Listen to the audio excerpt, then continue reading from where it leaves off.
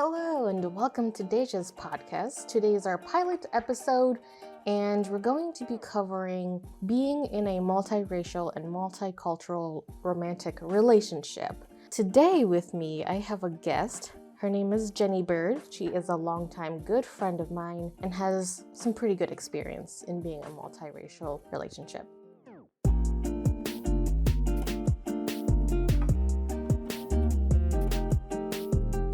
Hello, Jenny. Oh, hey, Desia.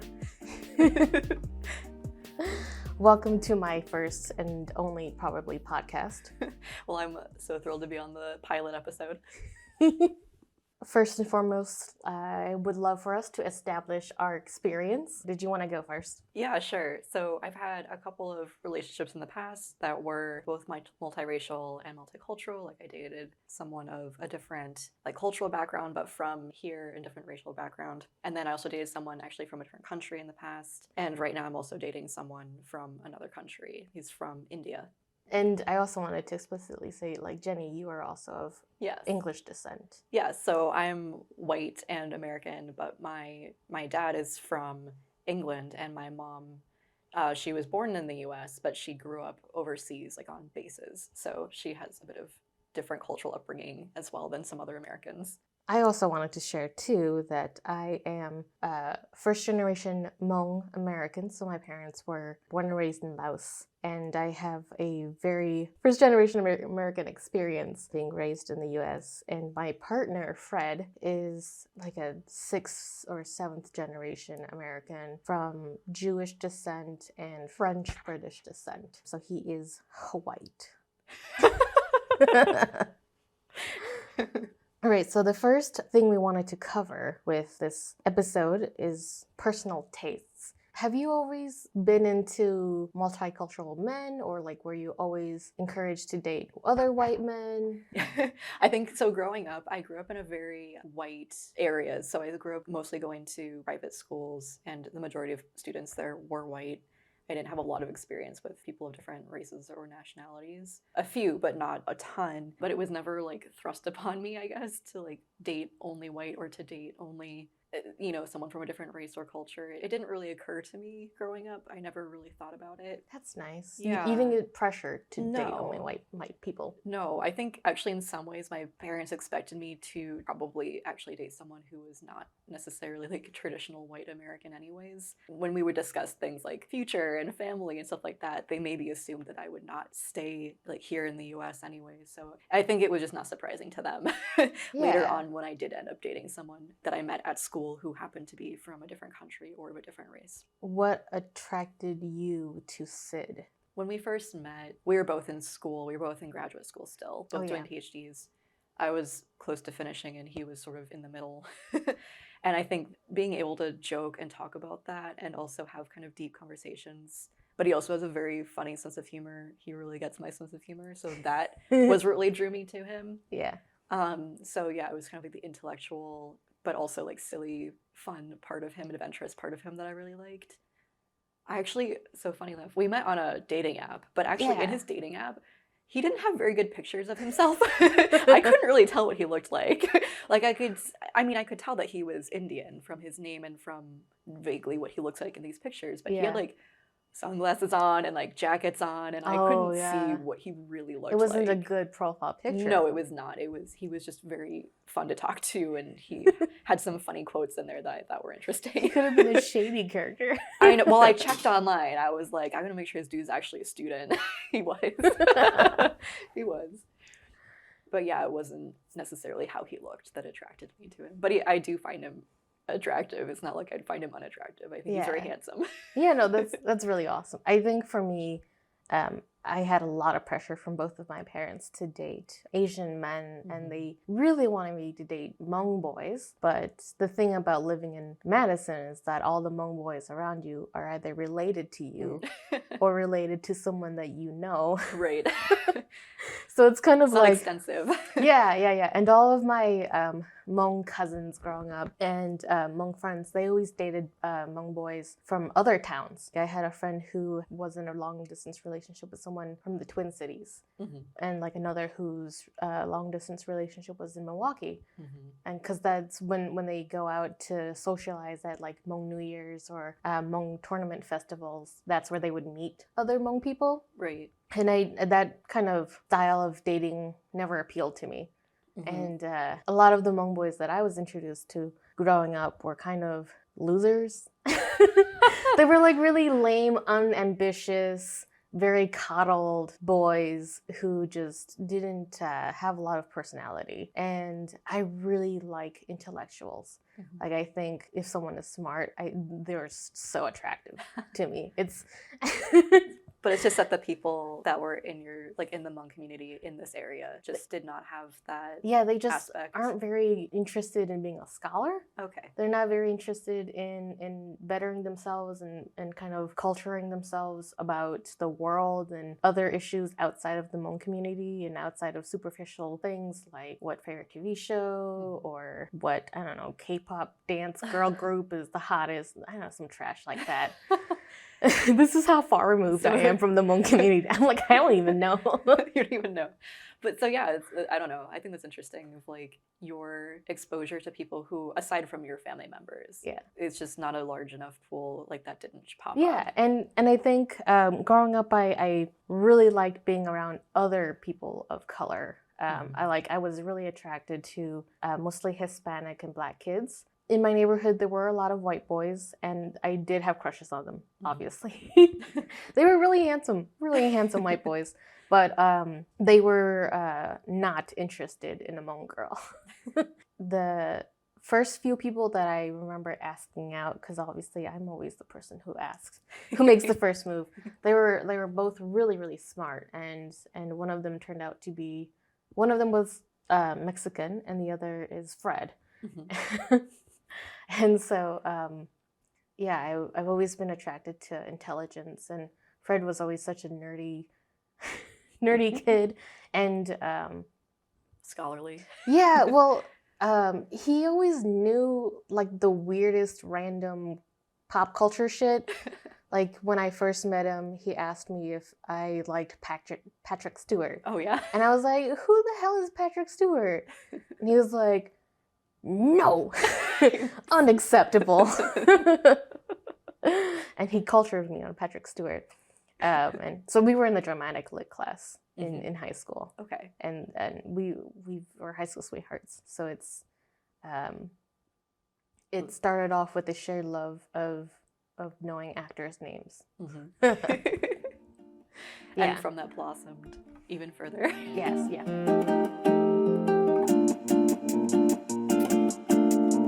Moving on to the next topic, expectations versus reality. What were your expectations when you first started dating Sid versus the reality of what it actually was? My expectations by the time I was dating Sid were not maybe too far from reality. I'd already been in like a couple of multicultural, like multiracial relationships. So I think my expectation like the first time around was maybe not to the extent of say like a Hallmark, or maybe not even Hallmark. Do we even have non-white people in Hallmark movies? I don't know. But like a Netflix movie maybe of like, I'm gonna show you this like cultural experience and you're gonna see my cultural experience and we're both gonna love it. Like that's not, I didn't have that bizarre of an expectation. I totally had that exact Really? same expectations. Oh my God, yes. But to be fair, I was like 20 or something by the time I had this first serious relationship, so I wasn't a high school student. But like I think my expectation maybe was a little bit in that direction in terms of thinking that we're gonna have so much in common, really underneath the surface it's gonna be fine. But in reality, even if you don't have different backgrounds, there's still so much difference you can have just in terms of your upbringing, in terms of how your family, what the family values are. So yeah, there's more differences than I really expected, and the influence that say his family or his upbringing had on him, despite maybe how removed he really was from a situation, was different. What do you mean by that? Yeah, for example, in my first like serious relationship that I had, that also happened to be multicultural, multiracial. Even though the person I was dating maybe had this idea that they would not have their parents influence them that much, and that it wouldn't influence our relationship, it really did, because in his culture, it was Chinese culture, and his parents were very heavily involved and had a lot of say in what he could or couldn't do, or they didn't like the fact that he was dating a Western white girl. They didn't like it, so that really, had an effect on the relationship. So yeah, that was an expectation versus reality that I had, that even though we both didn't want that to happen and he didn't intend it to happen, the reality is a bit different. Yeah. But with Sid, it's a little bit different. His family is a bit more liberal. Like, arranged marriage is still quite common in India, and a lot of his family members have had arranged marriages. Like, his cousin just had one too. But yeah, the expectation is that you don't really date, and that you do kind of marry someone of similar background. But oh, really? That's the kind of expectation that Sid came in. Well, was raised in. Just like general in India, like that's kind of the general thing. It's not like everyone is. Like, clearly his family is more liberal about it, and they were fine with me being with him. They're fine with him dating me. They like me a lot. His dad texted me this morning something funny. But yeah, I guess maybe in that way too, it's like because I expected maybe it would be more difficult, but actually with his family specifically, it's not. It's actually much easier in reality than I expected it to be. Oh, that's really nice. So it can go both ways. Yeah, it's totally a mixed bag. Right, it just depends on who you're dating, what their family's like. Yeah, for me, definitely, I had the same expectation as you. It's like, oh, we're going to share cultures, and it's going to be great, and our families are going to get along. Well, maybe not my family. Like, I was terrified to introduce my parents to Fred because my previous boyfriend was also white, and they didn't really like him. Yeah. They were really upset that I was dating a white boy. No. But I thought that being in a relationship with him was going to be similar to me being in a relationship with one of my best childhood friends who's also white. Like, I thought it was going to be a really friendly, casual environment, and like it was going to be more, I guess, just laid back. But both of his parents kind of have this strange formality to them. And part of it is that they're both from a middle upper class family background. Live comfortably is what they say. That's like the white person thing that we say.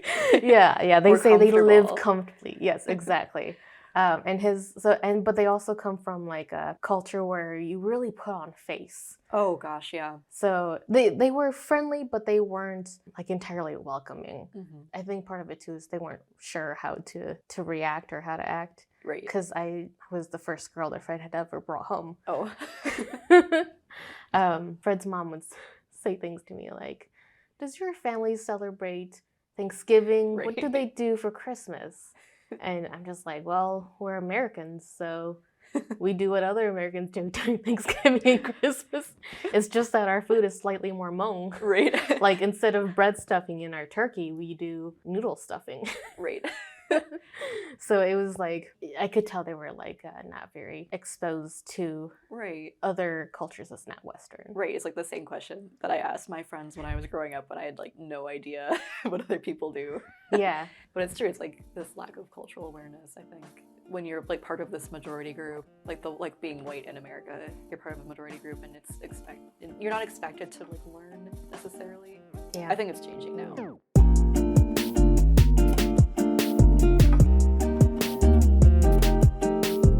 Food, or that's our next topic. Things about food. Something is totally reminding me. We had this phase in Fred's when he was still living with his parents and we were young. His mom was going through this stir fry phase where she would make a bunch of stir fry, but it'd be a bunch of really strange ingredients to me. She put in everything. She would put in chicken, snow peas, carrots, mushrooms, water chestnuts, broccoli, and what are those called? Bean sprouts. It's just everything. And I was like, what kind of stir fry is this? And they're like, is what white people stir fry is. And they're like, well, and so I realized to them, the thing about stir fry is the sauce. Like, it's all about the sauce. Like, whatever the ingredient is, it's going to be colorful, and that's all that the ingredients are, but the sauce is the shit. And these people did not know how to cook their rice. I was so frustrated. Rice. Oh my goodness. Because they would make jasmine rice, but they wouldn't rinse their rice. They would. Even I'm offended by this. They would put the rice in the rice cooker or in this Instapot, Mhm. and then they were like, okay, so to get rid of the gunk around the edges, we're gonna put in some olive oil. Yeah, but like Which I thought putting olive oil or anything with your rice, like nowadays I cook rice with like some beef bouillon for Mhm. flavor or whatever. Mhm. But back then I was like, why would you cook your rice with things in it? right, That's right. nasty. Oh my goodness. Yeah, so it took me actually quite a long time to convince them that rinsing their rice before they cook it really helps get the gunk out. Mhm. Right, right. And part of it too is tossing the rice after it's cooked, yeah. which they You gotta also fluff did. it. Yeah, you have to fluff it, and they didn't do that. Oh my gosh, the rice thing. That's so true though. When I was growing up, my mom, she would just make the rice in a pot on the stove. We don't have a rice cooker. And I remember my Chinese friends when I grew up, and also the person I dated, was so offended that I didn't have a specific rice cooker. They're like, how dare you? I'm like, I didn't know this was a thing. It took me 2 years to warm up to the Instapot because we don't have a rice cooker. Right, I have an Instapot too. I don't have a rice cooker. And I was like, goddamn Instapot, I wish we just had a rice cooker. But now I'm Right. like, it works. It works fine, but like, but yeah, Sid also was like, what is this? Yeah. I'm like, it's Instapot. You can cook a lot of things in it, but we only cook rice in it. So but he also has a specific way of cooking rice that like, he actually convinced me, he was like, you cannot just buy like the cheap store brand rice. It's not good rice. You have to buy like the basmati rice to make Indian curries and stuff, and add cumin seed and salt. Oh, and so stuff. he like specifically wanted you to get basmati rice instead of. And not just like the cheap one from the store, but like the nicer one, because he was like, he was like, when you get your job after you graduate, like, please invest your money in some better rice. I'm like, fair. It does taste nice. I understand now. In our household, we have like 6 different kinds of rice. I didn't know I had such a wealth of knowledge about rice. Right. Until like I started living with Fred and we were cooking together. Oh my goodness. Yeah. But yeah, like the types of foods that I'm used to eating now are definitely different. I used to eat mostly pastas and like tray bakes, casseroles. My mom would make curries and stuff like that, but I didn't really learn how to make that type of food on my own. I can make it with a jar, but not, from scratch. Yeah. As I dated people who were not from that culture and not my race either, they taught me a lot more about different types of foods. And now I'm kind of like, I recently, went to a conference where it's very bland food. I'm like, what is this? I'm used to eating curry. I don't know what this is. I would say Fred's family introduced me to the world of food. Mm-hmm. Dating Fred made me realize that my family comes from a really simple background because Hmong people are hill people. And so a lot of their cooking is really simple. When I went to Laos, they only have 4 flavors. It's salty, spicy, bitter, and sweet. Okay. That's like their only flavors. And I didn't know this, but growing up, everything my mom cooked and made, there wasn't a lot of dynamic spices or ingredients. Right. And a lot of it is like boiled pork or boiled chicken with rice. A lot of boiled food. Yeah, like a lot stew. of boiled food. Okay. Yeah, but it's not even complicated stew. It's just like you put the chicken in and you put in some herbs and you boil that shit for 20 minutes and it's done. Okay. And that is it. It's like a broth almost. Yes, Not really. exactly. Yeah, and then yeah. I started eating dinner at Fred's family's place regularly. And they introduced me to so many different spices, and they had me try like artichoke hearts. Oh yeah. And I was like, what the fuck is this? This is like mushy it's stuff. like a flour that you eat. Basically. And then they also introduced me to some like really good hefty stew, like brisket stew. Oh, yeah. Or like some good beans and rice. And I was like, oh my God. And they introduced me to jambalaya. Oh, and yeah. I was lucky that Fred's family were big food people and they really enjoy cooking together and spending time together in the kitchen. That's like their thing. Like food plays different roles in your two families. Yes, definitely. Yeah. And I used to hate cooking. Right. But nowadays when Fred and I are cooking and he's like, oh, can you taste this? What do you think is missing? I'll be like, oh, I think it needs some cayenne or something. You're like knowledgeable. Yeah. I'm always surprising myself. I'm like, oh, you know what? This could use some of that hot sauce that we have. You're like now improvising. You're like an actual chef. It's really cool. I would never. I mean, I love eating, but I never would imagine myself to be like someone who's got somewhat skills in cooking. Like actually like making things from scratch in the kitchen and everything. Yeah, and now I don't hate following cooking instructions. Yeah. Like I'm just like, oh yeah, this is a thing. You follow it step by step, and it works out. Right. Like instead of being instructed by your parent to just like chop things. Yes, you chop the thing and then you do the thing.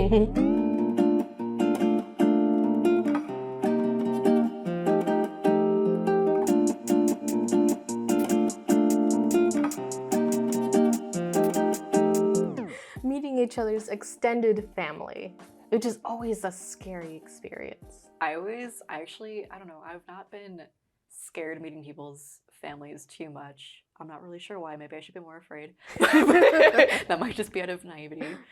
But yeah, I think for me, meeting extended family was sort of a nice way to get to understand where my partners were coming from in terms of like their understanding of the world and their view of how dynamics are going to work in the future. Mm-hmm. And also to see like what they maybe don't agree with in their own family structures, because I think everyone has certain things that they don't like about how their family works, right? Yeah. And to be able to like see that and notice it, I think is really helpful. So I really enjoyed it. Although, yeah, I've not had like negative experiences with extended families. People have been pretty kind to me. Although sometimes I don't meet like their expectations in terms of they think maybe I'll be this like very outgoing, extroverted American and maybe, you know, more monetary capitalist, and I'm really not.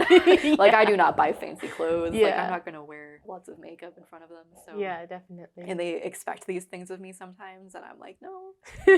But it's also, you know, I think that's a good indicator too of like how you and your partner interact with each other, even around family. Like if you can at least still be a team together.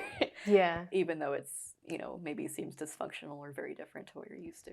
Has Sid met your parents? He has. Yeah, he's met my family. I don't have extended family living nearby, so really that's all the family is gonna get to meet in person, at least for now. Is it awkward or is pretty like... I think he felt a little bit awkward, but I think it's just because this is the first like serious relationship he's had where he's had to actually like meet someone's family members in this way. Yeah. But no, they liked him and he enjoyed them and had a good time. They all got along just great. Nice. Would you ever introduce your parents to Sid's parents? Yeah, I would. I think they'd actually get along really well. They're his parents are very like sweet, kind people. They have a lot of, I think, similar values to my parents. Yeah.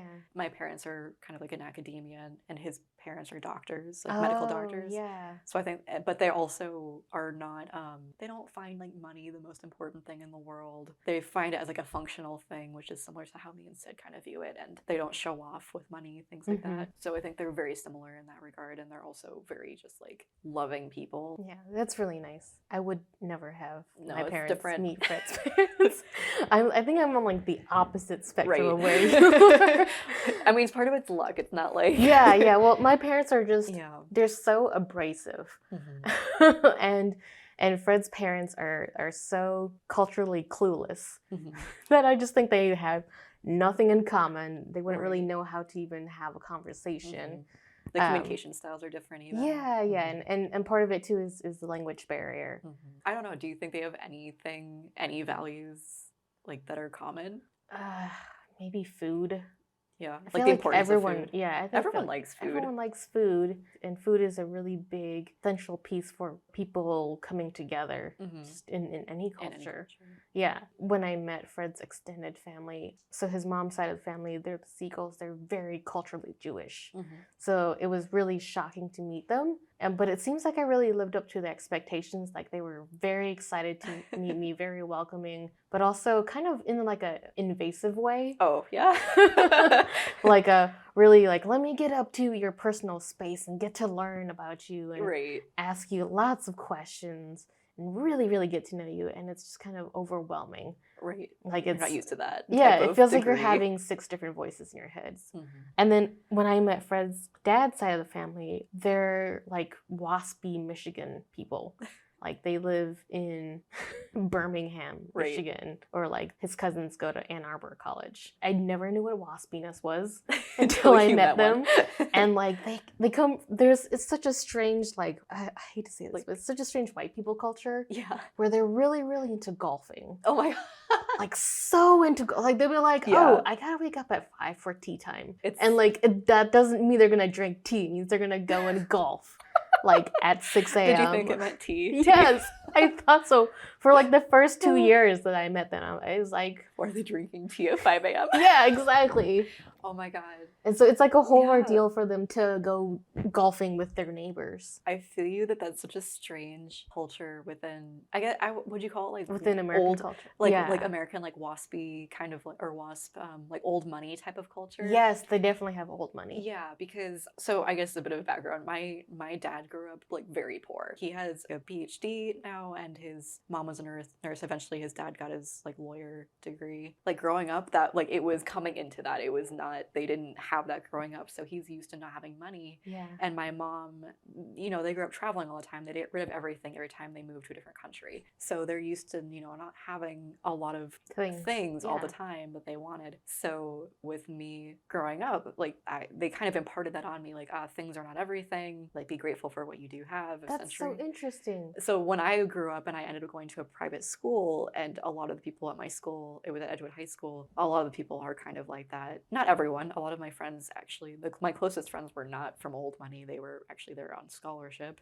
Wow. So probably also because I understood maybe their perspective more than like the WASP kind of golfing and old money and like prestige type of mentality. But it is, even to me, it's really strange. It's you know, that's what I realized too when I was with Fred's like, yeah, even my root side of the family is strange to other white people because it's a strange subsection of white culture where they really care about face. They're also really into hosting people. They always have people over, like their neighbors over, or friends, or extra extended family visiting.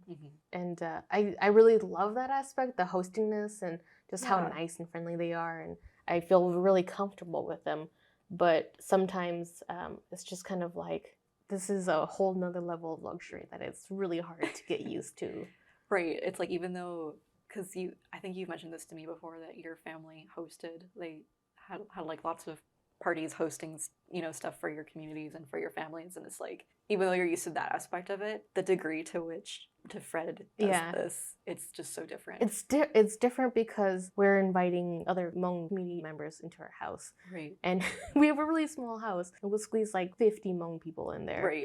And we have this like long ass banquet table, and all the women are cooking, and all of the men are socializing and getting drunk. And oh my God, the most shocking thing, I have to tell you this, the most shocking thing that really gave Fred culture shock when he first came to one of our shamans that my parents were hosting, was that we have puke buckets. Under the banquet tables. I remember hearing you telling me about this one time, and I was shocked. I was it's like, totally.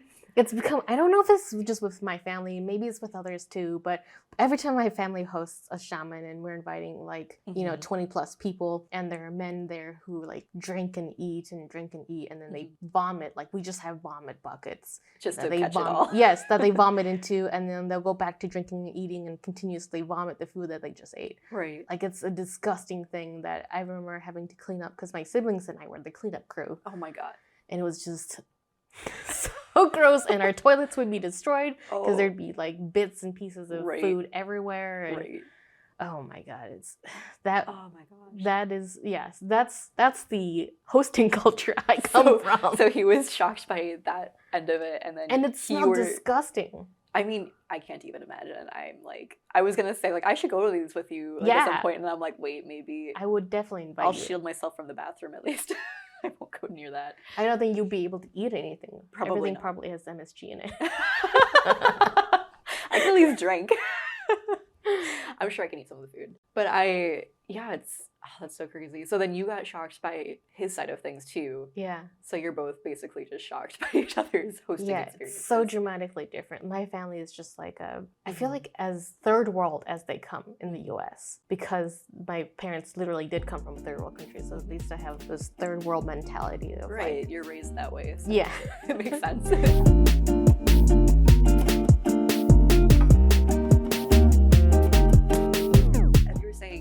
Both have basically culture shock from those things, but you both like to host. When you do host, does it look really different from each of your culture? Like, is it a mix, or is it? That's a really good question. Because like, how does it like come together? When Fred and I host friends at our place, it's very much a mix where I really want my guests to be able to feel comfortable enough to get up and go to the fridge and grab themselves food. But also Fred wants to make sure that everyone has a seat to sit at if we're watching a movie or something, and he wants to make sure that everyone has drinks and a snack if they're hungry. He is constantly trying to keep a conversation going, like trying to keep our guests entertained. And I will say a lot of the times my friends who come over are like not used to that. Right. Because they're also from a similar background to me. So they're not used to having someone try so hard to keep them entertained. Having like friendly talk and just kind of bubbly conversation about nothing. Right. Yeah. They're used to maybe more like shooting the shit Yeah. or whatever. That's a phrase. Yeah. The thing that also really overlaps is we both come from drinking cultures. His root side of the family, they're really into alcohol and like fine wines. Yes, really fancy wines. And my family, they come from a social drinking culture. And I think that makes us really good hosts. And that's why Fred and I always aspire to keep hosting people. It works out really well, actually, for both of us. Yeah.